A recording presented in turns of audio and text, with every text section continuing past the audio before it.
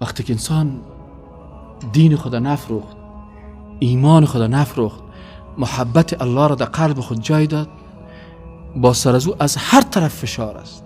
حتی از اولاد خودم فشار میبینه، حتی اولادتان، خانمتان، برادرتان، دوستتان، هر کسی سرت بازمه یک پرزه هم میگه.